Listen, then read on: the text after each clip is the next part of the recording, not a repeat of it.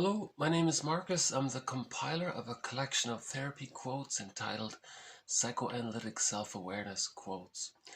This is TQ 360 to 367. Therapy quote number 360. Inside every client, there's a poet trying to get out.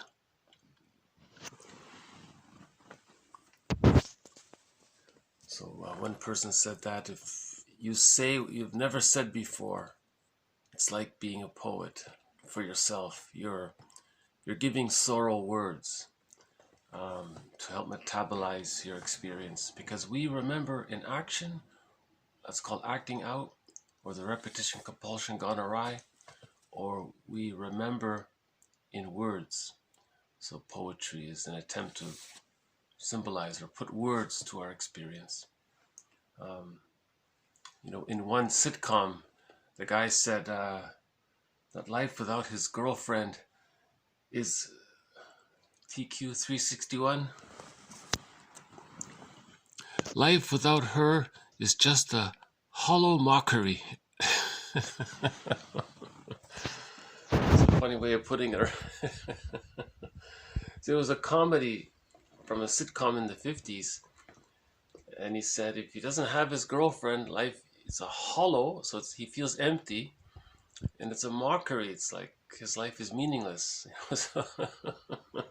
So he was putting words to his feelings of losing his girlfriend, right?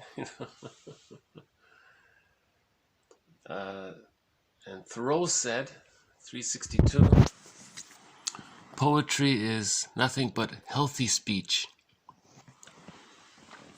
Just to emphasize the healthy aspect, that it's healthy to put words to our feeling, that it's healthy to give sorrow words, right? Otherwise, 363, the neurotic keeps repeating in a vain attempt because it is symbolic of the original. So that's in reference to developmental trauma. In a developmental trauma, so when there is trauma, the theory is the person repeats his experience, or he tries to recreate his experience, to repeat it, to sort of master it. But he's chasing a symbol. It's a fantasy. It's a secondary illusion. No one can go back in time to babyhood to redo or undo what the mother did. So we have to mourn it using words and healthy speech and poetry and so on. Otherwise, we're caught in the repetition compulsion of trying to repeat it. And that can lead to what one person said, to the unlived life, he said, right? So one way to get in touch with the repetition compulsion gone awry is 364. Quote, I was born and raised in the family of, and that's what my life has been about. So that'll be unique for each person to fill in that blank. So it's a self-help sentence or self-help prompt.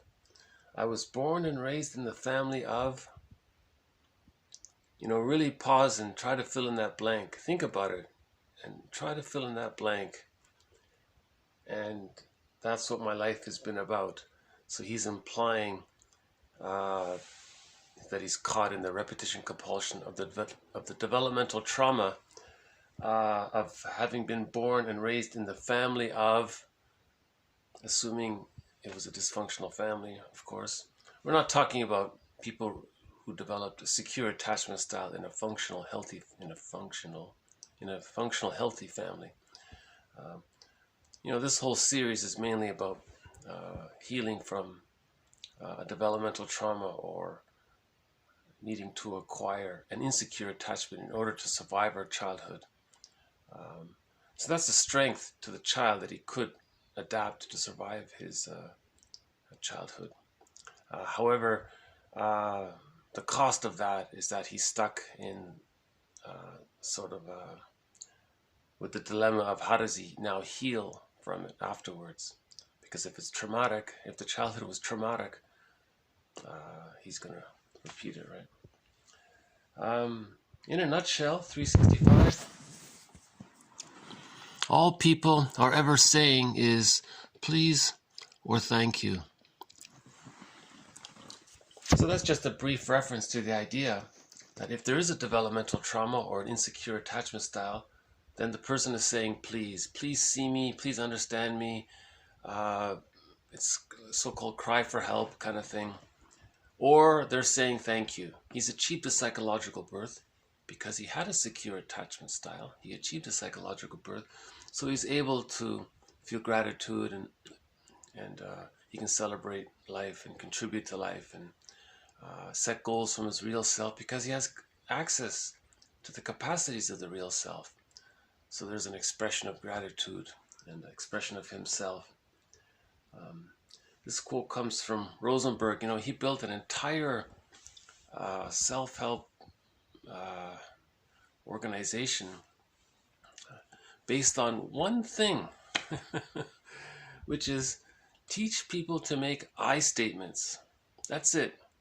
The whole thing is how can we get people to make I statements?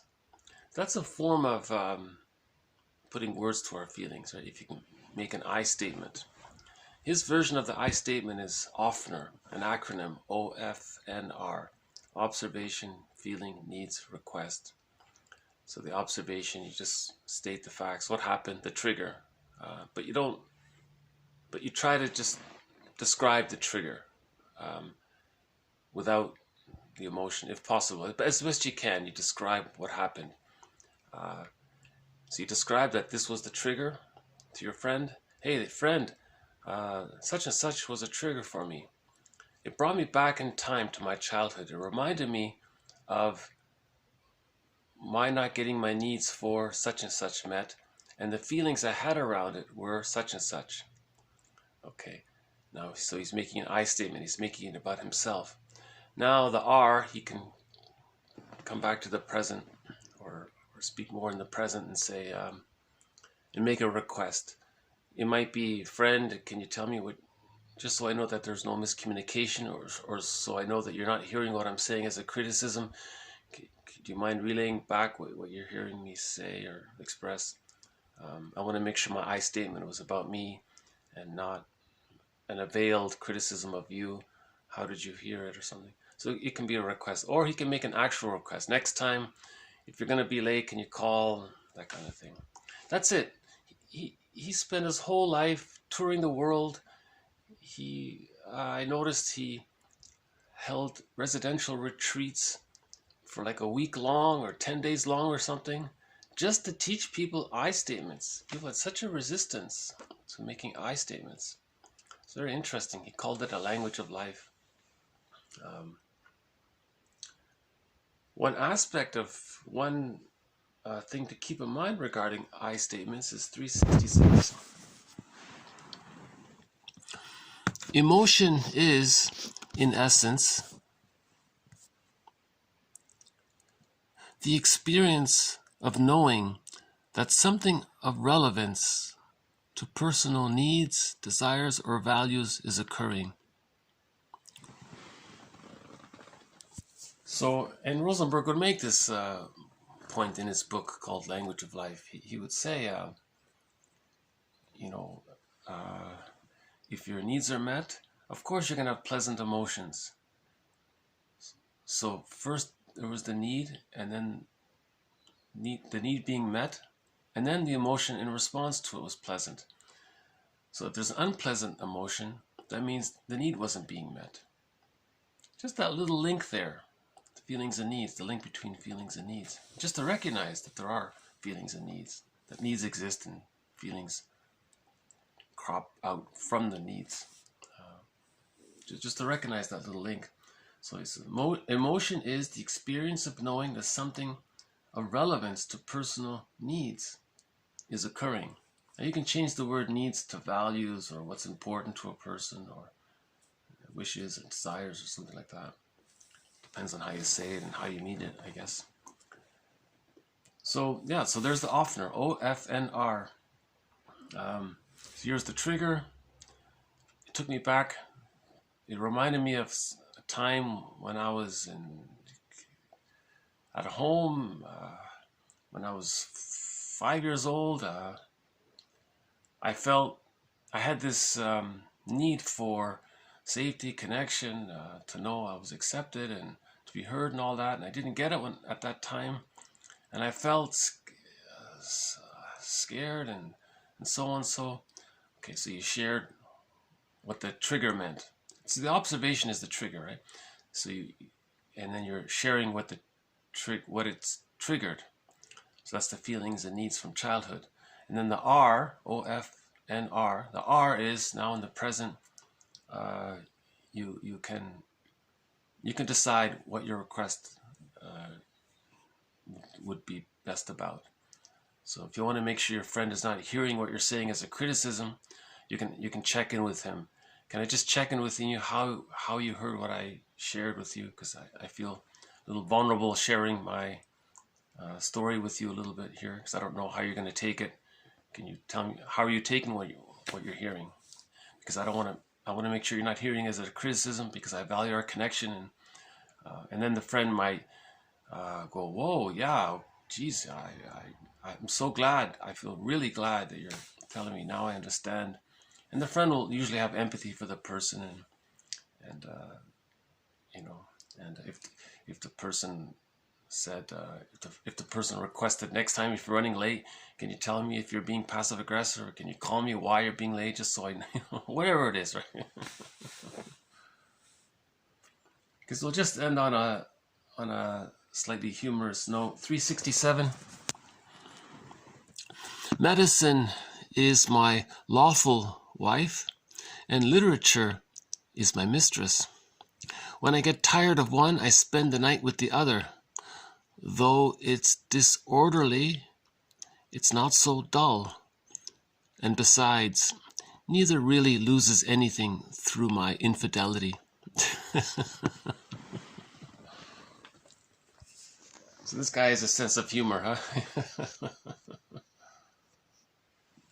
And I thought this was a good metaphor for finding balance. So in the daytime, he's a physician in the daytime, and then in his spare time, he would write about his feelings and his experiences. So he's just keeping that balance of his outer life and his inner life, having that connection there and recognition of the two sides. And of course, no one loses. Ironically, they both gain, probably, right? Okay, I'll just do a quick zip through here. Inside every client, there's a poet trying to get out. Life without her is just a hollow mockery. Poetry is nothing but healthy speech. The neurotic keeps repeating in a vain attempt, because it is symbolic of the original. Quote, I was born and raised in the family of, and that's what my life has been about. All people are ever saying is please or thank you. Emotion is, in its essence, the experience of knowing that something of relevance to personal needs, desire, or values is occurring. Medicine is my lawful wife, and literature is my mistress. When I get tired of one, I spend the night with the other. Though it's disorderly, it's not so dull, and besides, neither really loses anything through my infidelity.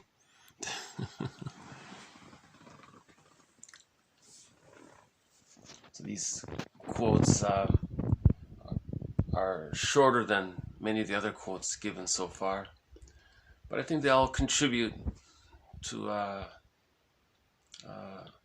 process of finding balance. By that I mean integrating what we've disowned about ourselves and bringing the feeling self back into ourselves.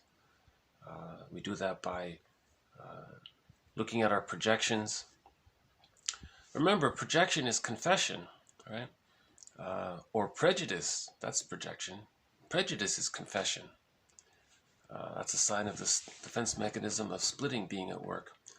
So remember, okay, we've talked about splitting in previous videos, so I'll save it. I'll save future quotes on splitting for future videos.